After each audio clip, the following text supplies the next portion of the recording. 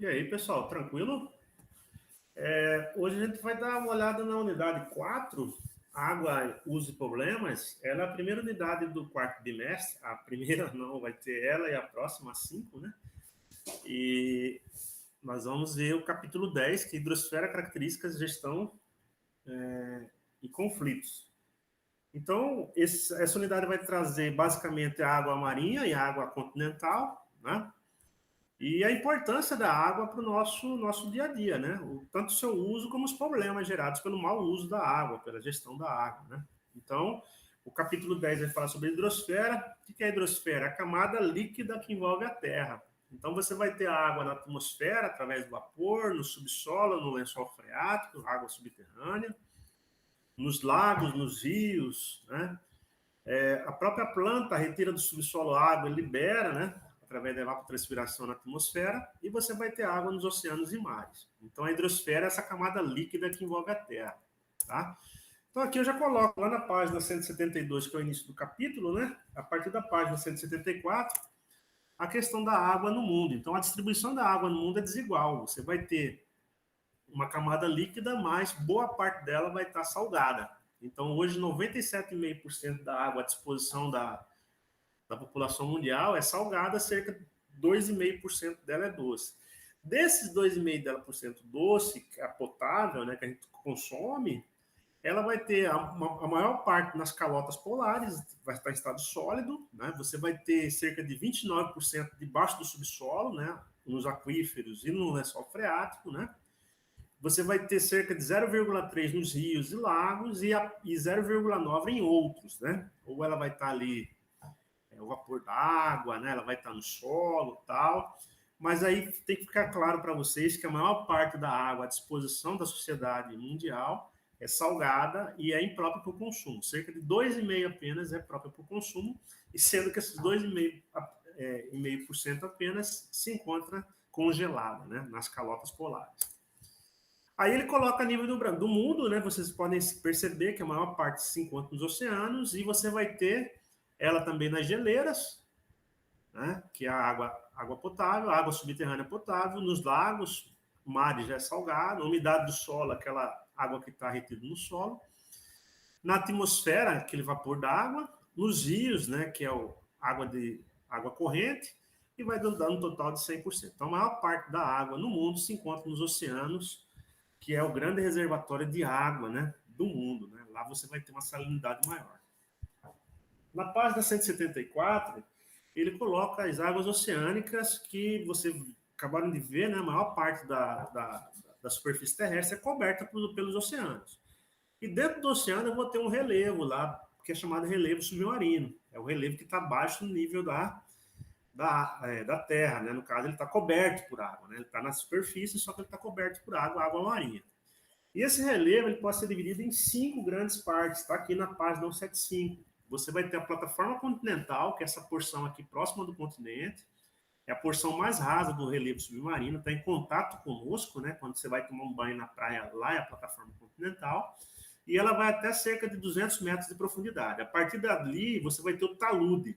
O talude é um grande declive que você vai ter do relevo, que vai dar origem, né, a imensa forma de relevo submarina, que é a bacia oceânica, que é a maior parte do relevo submarino é a bacia oceânica. Tá? E ele coloca que a bacia oceânica chega a atingir até 3.000, 5.000 metros de profundidade. Em alguns momentos dentro do oceano você pode ter elevações, cadeias montanhosas submersas. Essas cadeias montanhosas submersas recebem o nome de dorsal, dorsais oceânicas, que são as grandes formas de relevo dentro dos oceanos e que pode aflorar originando as ilhas. Então aqui nós temos no Brasil Fernando Noronha, que é um arquipélago, né? E lá você vai ter o quê? Uma dorsal oceânica, que é a dorsal mesoatlântica, né? Uma dorsal que corta o Oceano Atlântico aqui entre a África e a América, né?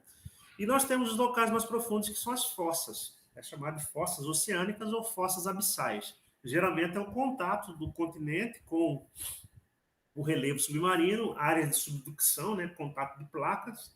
Aí você vai ter a região menos conhecida dentro dos oceanos, a mais profunda, a que tem a maior pressão e a que é a mais escura delas, que é a fossa. A mais profunda é a das Marianas, que fica a 11 mil metros de profundidade. Então, é um local totalmente desconhecido e é o relevo mais profundo dentro do oceano. Então, de forma resumida, a bacia, a maior parte do oceano é a bacia oceânica. A plataforma é o contato que nós temos com o continente, né? O oceano e o continente, a parte mais rasa do oceano.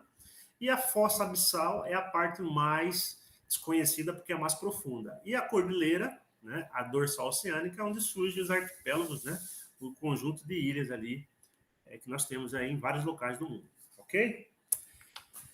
Na página 176, ele coloca as correntes marinhas, salinidade e temperatura. As correntes marinhas, nós vimos no conteúdo anterior, é um volume de água que se desloca, né? As correntes quentes das regiões quentes para as regiões frias e as correntes frias das regiões frias para as regiões quentes. Então, esse movimento é um movimento natural dentro do oceano e ocorre basicamente devido à própria força gravitacional no movimento de rotação da Terra, né? Força Coriolis, aquela coisa toda, que faz com que as águas se mexam, e também os ventos constantes, os ventos alísios, eles fazem com que haja essa movimentação das correntes marítimas.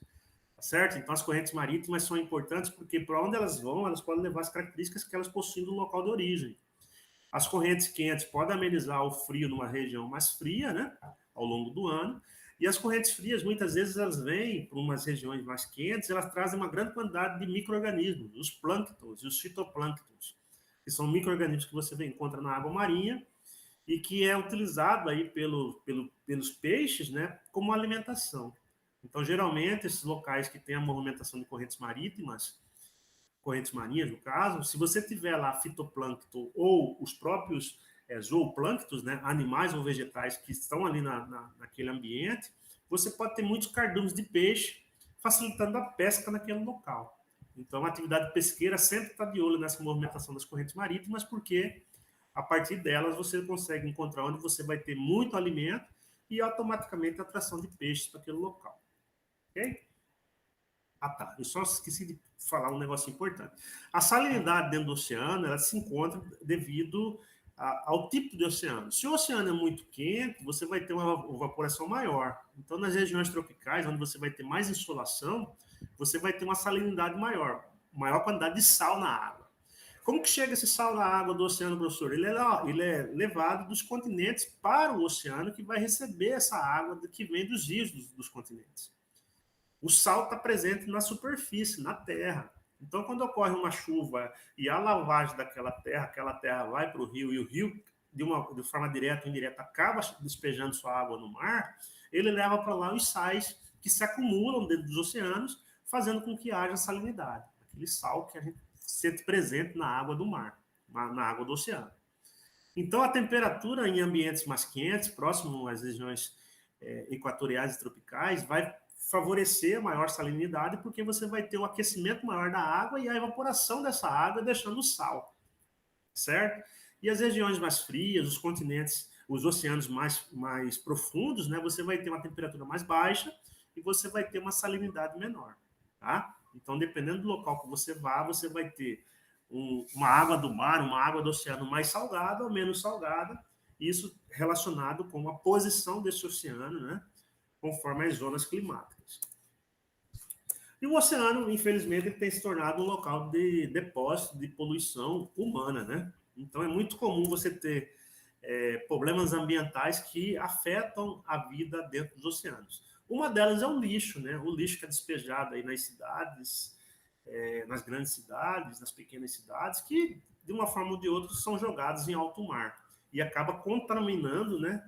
Poluindo o ambiente marinho. Tá? Então, é muito comum você ter o despejo, muitas vezes, de esgoto, o despejo de lixo doméstico, de plástico, o despejo até mesmo de material orgânico dentro das águas dos rios, e essas águas, de uma forma ou de outra, acabam indo para os oceanos, contaminando os oceanos, provocando a poluição marinha.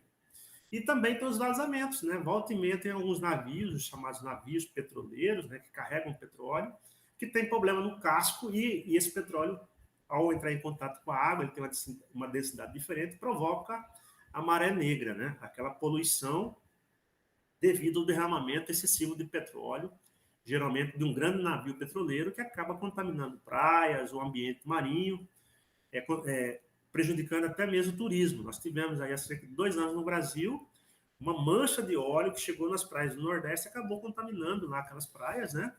E dificultando até a vida do turista que queria tomar um banho na praia, mas a praia estava cheia de resíduo, né? Negro, de petróleo, devido a esse derramamento que foi em alto mar e acabou levado pela corrente marinha, né? Até o litoral. Aí no item 3, ele coloca lá a questão das águas continentais. Então, as águas continentais, elas são aquelas águas que você vai encontrar dentro dos continentes. E a hidrosfera, só existe a hidrosfera porque nós temos um ciclo, né? Todo mundo já sabe mais ou menos o que é o ciclo da água, o ciclo hidrológico. A água está aqui no continente, né, no subsolo, ou na superfície, a planta retira com as raízes essa água e libera ela através do vapor, né? E você vai ter o quê? Você vai ter um ciclo. Essa água cai para a precipitação, que é a chuva, né? Essa chuva, uma parte dela escoa, uma parte dela penetra, infiltra, né? E, de uma forma ou de outra, ela é aquecida novamente. Ao ser aquecida, essa água, que está em estado líquido, volta para o estado gasoso, formam as nuvens, né? E essas nuvens vão passar por um processo de condensação, que é a transformação do líquido, do gasoso em líquido, né? Que ocorre com a precipitação e você vai ter o quê? Você vai ter novamente essa água caindo na superfície. Então, esse ciclo da água, ele é importantíssimo dentro dos continentes e já há uma preocupação com relação a esse ciclo, porque o desmatamento excessivo tem provocado a redução da evapotranspiração. O que é evapotranspiração, professor? É quando o vegetal ele retira do subsolo, através das raízes, a água e ele libera essa água na atmosfera. Se você desmata em grande quantidade, você vai reduzir essa evapotranspiração. Reduzindo essa evapotranspiração, você vai ter menos vapor liberado na atmosfera. Se tem menos vapor, você vai ter menos nuvens, menos condensação, menos precipitação. Automaticamente você pode impactar no ciclo hidrológico, no ciclo das águas, ok? No item 4, lá na página 184, você tem a oferta de água no mundo hoje. Então, vocês viram que a maior parte da água à disposição da humanidade é salgada, 97,5%, 2,5% só por cento é doce. Só que desses 2,5% que a gente está colocando no gráfico aqui, 70% é utilizado para a agricultura. Então, a água ela é mal distribuída entre água doce e salgada e ela é mal distribuída também no consumo, né? Então, você tem uma oferta de 100%, um setor apenas, o setor agrícola, o setor de produção de alimentos, utiliza 70% dessa água, certo? Então, o setor industrial, 22%, e o setor doméstico, o uso das pessoas, 8%. Então, a maior parte da água à disposição, a água doce, a água potável, é para a produção de alimentos. Tá? Tanto agrícola como pecuária. Aí aqui ele coloca, inclusive no livro, eu coloquei também nesse slide, o quanto que vai de água para a produção de alguns tipos de alimentos que a gente consome no nosso dia a dia. Vou pegar um exemplo aqui, né? O arroz, 1 quilo de arroz você vai ter que utilizar 2.500 litros de água. 1 litro de leite, 1 quilo de leite, 712 litros de água. Aí eu pego aqui 1 quilo de banana, quase 500 litros de água. Então você tem alguns alimentos, né? A manteiga, 1 quilo de manteiga, 18 mil litros de água. Em todo o processo, tá? Em todo o processo para gerar aquele 1 quilo de manteiga, você gasta 18 mil litros de água. Uma caixa de água aí de 1.000 litros seria 18 caixas daquela, né? Então é muita água para um produto apenas que é a manteiga. Tá? Então a sociedade industrial, para que ela possa ter os alimentos, o produto que chega na nossa mesa, ela consome muita água, certo? E aí o que acontece? Essa distribuição da água faz com que alguns países sejam aí, né, se destaquem nessa distribuição da água no mundo. Então, o Brasil ele tem 13% da água doce à disposição, aí vem a Rússia, o Canadá, Estados Unidos e China. Esses 5 países detêm 43% da água potável do mundo. Então, nós temos mais de 200 países no mundo, praticamente 5, ocupam aí o ranking dos maiores líderes, né, na reserva de água potável do mundo. Aí é necessário que haja, né, uma certa legislação, uma certa cautela nesse uso, porque você vai ter uma distribuição também desigual. Tá? Vai sobrar 57% da água para 195 países. Então, você vai ter um pequeno número de países grandes, né? Se vocês pegarem, eles têm grande extensão territorial, que tem um grande volume de água. Então, são necessários que esses países cuidem, né? da água que eles dispõem, porque o mundo precisa desses países. De uma forma ou de outra, precisa também desses países, no futuro principalmente. E aí eu coloquei aqui no nível do Brasil, né? O Brasil é o país que tem a maior reserva de água doce do mundo, só que ela está mal distribuída também. Os recursos hídricos no Brasil estão concentrados no norte, ó. O norte tem 45% da superfície do Brasil, 7% da população, só que ele dispõe de 68,5% da água do nosso país. Então, o centro-oeste tem 15%, o sul tem 6,5%, o sudeste tem 6%. Opa, desculpa. E nós temos aqui o Nordeste com 3%. Então, o Nordeste ele tem a segunda maior população do Brasil, né? Ele perde aqui em população para o Sudeste, é a segunda região mais populosa, mas tem pouca água à disposição. Principalmente no interior do Nordeste. A gente já falou sobre isso, né? Lá naquela região do sertão nordestino, no polígono das secas, lá onde o clima é tropical semi-árido. Lá chove pouco ao longo do ano e a população sofre, né, com muita escassez de água. Certo? Então, a nossa região aqui tem 18% da superfície, né? É a segunda maior região em extensão, tem apenas 6,4% da população, mas tem 15% dos recursos hídricos. Então, o Centro-Oeste, ela tem a maior quantidade de água, né, do Brasil, só perdendo para a região Norte. E a região Sudeste, ela tem muita gente, só vou voltar de novo aqui, a região Sudeste tem a maior parte da população, 42% dos brasileiros, 10% da área, e detém 6% dos recursos hídricos. Então, tem muita gente e pouca água. E esse consumo desordenado da água e o mau uso dela gerou o quê? O esvaziamento dos grandes reservatórios. Aqui tem uma placa, né? Não pule, mas você pode pular aqui porque aqui é só terra, só areia, né? Então, os reservatórios no Sudeste têm secado a cada ano, né? Desde 2010, 2011, 2014, houve uma grande crise, né? Muitos governos têm utilizado água do volume morto, aquela água que está abaixo da régua, lá, abaixo do nível crítico das represas, não é? E você tem uma crise hídrica no Sudeste, basicamente porque você vai ter um consumo exagerado, porque é muita gente, 42% dos brasileiros vivem ali, nos 4 estados do Sudeste, né? São Paulo, Rio de Janeiro, Minas Gerais e Espírito Santo, e você não tem tanta água à disposição. Então, lá tem que ser feito um processo de racionalização da água para que não haja desperdício e que todos tenham acesso de forma satisfatória. E agora, nesse ano de 2021, nós temos o maio, né? Em maio deste ano, o volume dos reservatórios do Sudeste e do Centro-Oeste era metade do esperado para o mês de maio desse ano, né? Desde 2015. Então, aqui tem um gráfico que mostra, né? Era esperado 64%, só tinha agora em 2021, nos reservatórios do Sudeste e Centro-Oeste, 32%. Por isso que nós estamos tendo um problema grave até agora com relação à produção de energia elétrica. Hoje, boa parte da energia elétrica no Brasil é feita através do quê? É produzida através das usinas hidroelétricas, que usam a força da água dos rios para gerar eletricidade.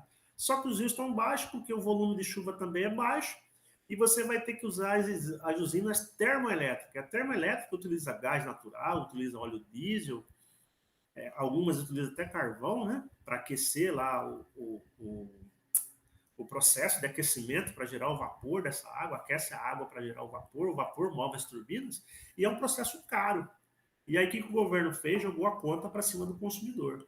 Então, hoje nós pagamos a bandeira vermelha 2, um valor que está crescido na conta de energia, para que o governo tenha condições de, através dessa cobrança, continuar produzindo energia elétrica em termoelétricas, que o custo da termoelétrica é mais alto do que da hidroelétrica. O que a gente tem que torcer para que haja mais chuvas esse ano de 2021, para que os reservatórios encham, né, os rios encham, e nós possamos aí, pouco a pouco, deixar essa crise hídrica, né, principalmente no Sudeste, que é a região mais populosa do Brasil. E tem uma questão envolvendo também a questão da hidrosfera, né? Infelizmente, no Brasil, o uso da água ele não é totalmente adequado. Há muitas cidades, muitos bairros, né, que jogam o rejeito produzido em casa, na indústria, né?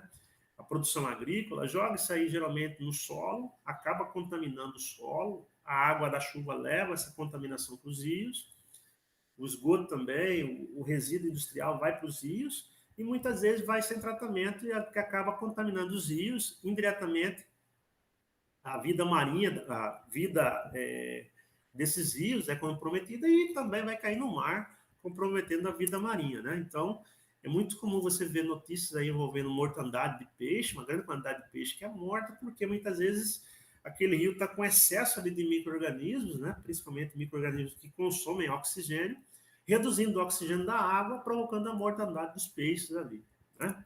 E é muito comum também a população menos privilegiada, a população mais carente, ter uma série de doenças porque eles têm contato com a água, tomam banho, tomam essa água contaminada e acabam contraindo verminose e outras doenças provocadas pela água suja, pela água contaminada. Tá? E nós, quase fechando o texto, nós temos a questão envolvendo a geopolítica da água, tanto a marinha como continental. Então, hoje a ONU, né, ela tem algumas agências que trabalham a questão da água e ela já faz um alerta, né? 1 a cada 3 pessoas no mundo não tem acesso à água potável. Então, é muita gente. Tá? E tem países aí que o problema da água é seríssimo, envolvendo inclusive guerras, pela posse dos rios, pela posse das nascentes, né? Então, eu coloquei esse mapa aqui mostrando, né, os locais que têm maior falta d'água, que estão em vermelho, e os locais que têm menor falta d'água, que estão em azul. Então, o Oriente Médio, lá tem vários países que não têm água em grande volume para a sua população, e os governos têm que investir no processo de dessalinização, retirar o sal da água do mar e colocar à disposição da sociedade, da população. E esse processo é caro. Tá? Então vai ter que alguém bancar esse processo. Então há uma escassez de água no mundo hoje.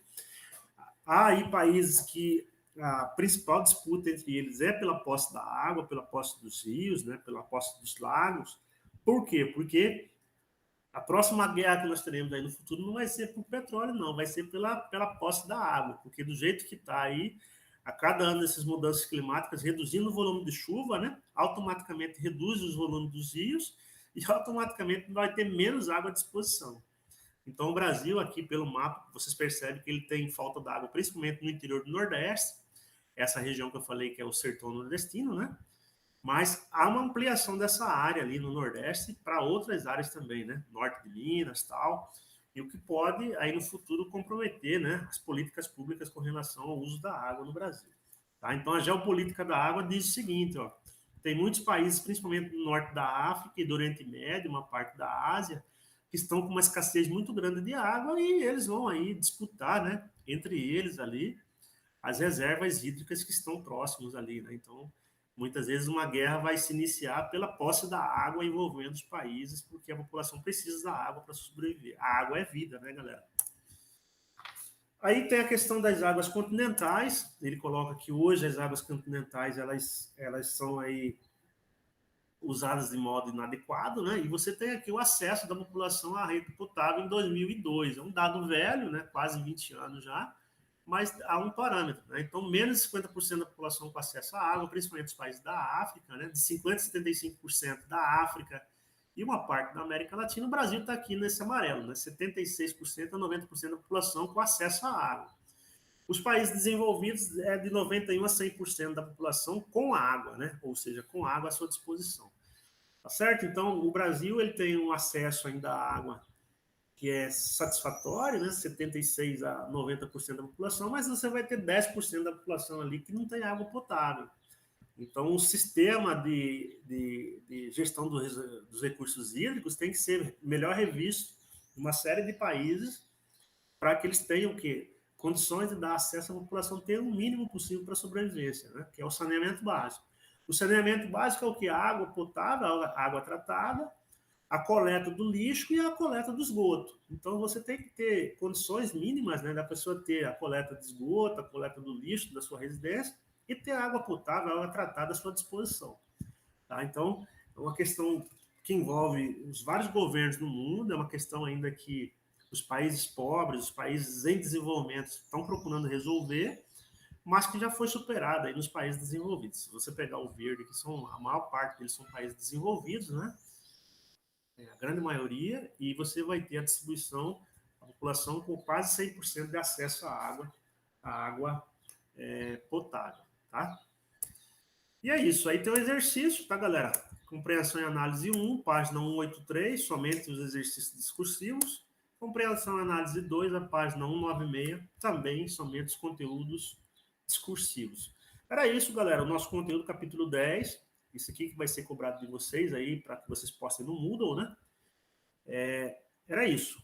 Já dei o recado aqui. Fique com Deus, então, galera. Valeu!